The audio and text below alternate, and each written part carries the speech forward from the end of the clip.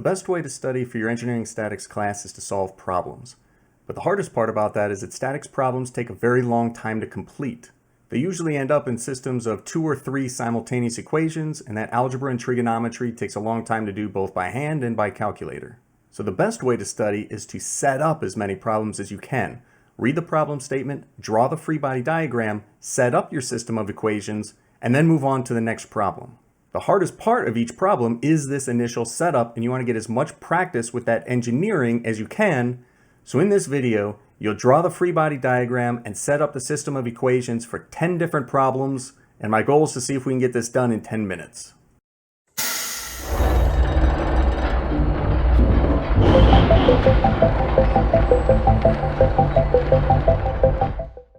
I'm Dr. Bernard, an engineering professor. My goal is to help you earn your engineering degree and along the way get exposed to as many professional development opportunities as we can. The format for this video is I'll put a problem up on the screen and I want you to pause the video, draw the free body diagram, write out the systems of equations, then hit play to restart the video, and you'll watch me draw my free body diagram and write out my system of equations. You can compare your answers to mine, and then we'll move on to the next problem. If you're using the Hibbler textbook, we're going to be at the start of Chapter 3, Equilibrium of a Particle. Okay, problem 3-4. So my free body diagram will look like that. And the challenging part here is finding theta. I'll put a sketch down here at the bottom. So if we're given that this angle is 40 degrees, that means this angle is 40 degrees, which means this angle would be 40 degrees, and that makes that angle 50 degrees. Okay, and writing out my systems of equations, sum of forces in the x direction is 0. So plus NB minus NC cosine 50 degrees. And sum of forces in the y direction equals 0. Positive NA minus NC, since it's pointing down, sine 50 degrees equals 0. And plug in numbers, since we see that this 125 for NA was given. We can see that the way to solve for this would be to use the y direction first to solve for NC. Plug that into the x direction equation and then solve for NB next. Alright, so problem 3-8. Draw my free body diagram for point B. Draw all my forces in tension, since ropes can only pull. Both of those two will be W because they are the same rope, and we're going to ignore friction around the pulley at B. Looks like that theta is unknown. And we'll call this force D.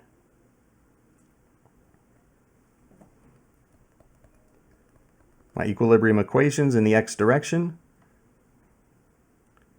Positive W times 5/13 using that similar triangle minus FD cosine theta is equal to 0. Sum of forces in the y direction is equal to 0. We've got a positive FD sine theta minus the weight is equal to 0.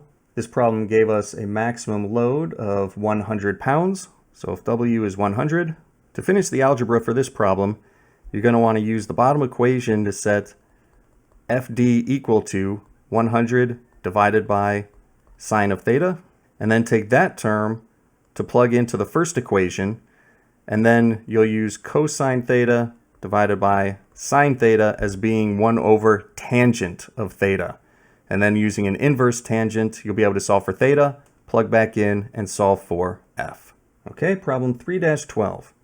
So I'll start off with one kind of overall free body diagram in order to solve for F, just based on weight, which is going to show that F is going to equal 9.81 times 500 kilograms. The main free body diagram is going to be at point A.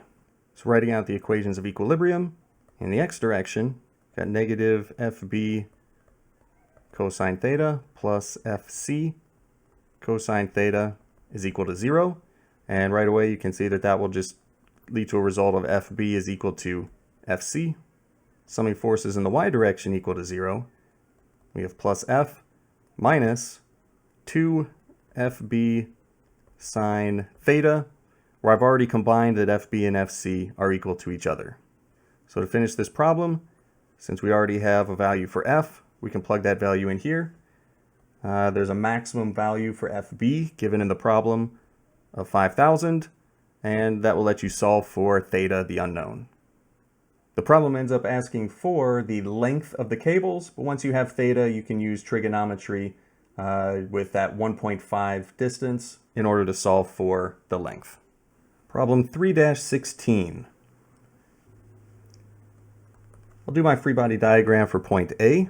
So in order to find the angle for this force AC, looking at the picture, we're given that S is 0.5, so that means both the vertical and horizontal distances are 2, so that'll end up being a 45-degree angle. Writing up my equations of equilibrium, in the x direction, negative FAC cosine 45 degrees plus FAB is equal to 0, and sum of forces in the y direction equals 0. Positive FAC sine 45 degrees minus the weight is equal to 0. Since we're looking for mass, I might change this weight into an mg. And since the mass is the final answer, that means we'll need to get FAC first, and you'll solve that using the spring equation. So FAC is going to be K times delta X, where K was given its value of 100, and then delta X, you'll have to do a little bit of Pythagorean theorem with the final length minus the initial length. And since all of those can be calculated, you can solve for M without actually needing the X direction equation for this problem. Problem 3-20. I'll draw my free body diagram here for point A. We've got a force downwards called P. Got one up and to the left and one up and to the right. Where at the very beginning, the angles are not given. So this will be at theta. And then figuring out this angle phi is actually probably going to be the most challenging part of this problem. So first, I'll write out my equations of equilibrium. And then at the end, I'm going to actually show the triangle to how to find that angle phi. So the sum of forces in the x direction are going to equal 0. There'll be negative FB cosine theta plus FC cosine phi. Sum of forces in the y direction equals 0. Negative P plus FB sine theta plus FC sine phi is equal to 0. And the value for P was given, 10 pounds.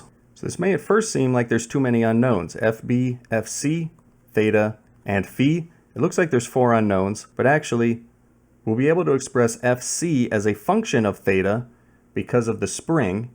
Once we know theta, we'll know the lengths, and we'll be able to find the force of Fc based on the spring equation. And also, once we know theta, we'll also be able to express phi as a function of theta, again, based on the geometry of the problem. So this is actually only going to have 2 unknowns in it. And let me draw that triangle next.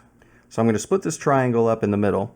Since that's going to be our theta, and we know this length of 2, it means we'll be able to represent this vertical length as 2 sine theta, and this horizontal length as 2 cosine theta. Since the total length from left to right is 4, can represent the long side of this horizontal triangle as 4 minus 2 cosine theta, which then leaves this angle, phi. So phi is then equal to the inverse tangent of 2 sine theta over 4 minus 2 cosine theta.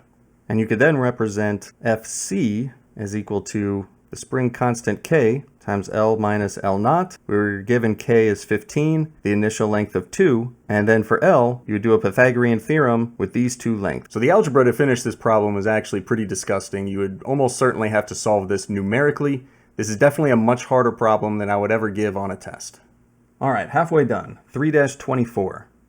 I'll draw the free body diagram for point B. Force over to the right, force pulling, so tension in the cable pointing down and left, tension in the cable pointing up and left, and those are both F1. So we're not given any angles for this problem. Instead, we're given a couple dimensions and some unknowns. So X and Y are what need to be solved for. So in that case, I'll just go ahead and start this off with 2 angles, theta and phi, and we'll set up the equilibrium equations and then see if we can solve for those angles afterwards. So the sum of forces in the X direction equals 0, sum of forces in the Y direction equals 0. Values that we were given in the problem, F1 is equal to 800 and F2 1000. So the 2 unknowns are theta and phi. Of course, the problem actually asks for X and Y. So we need to come up with relationships as to how to relate theta and phi to X and Y. So looking at theta first, we use that 2 meters and X. So with this triangle, theta is going to equal inverse tangent 2 over X. And for phi, say that phi is equal to the inverse tangent of Y over X. Finish this algebra, plug theta into this equation to solve for X, and then plug X and phi into that other equation to solve for Y.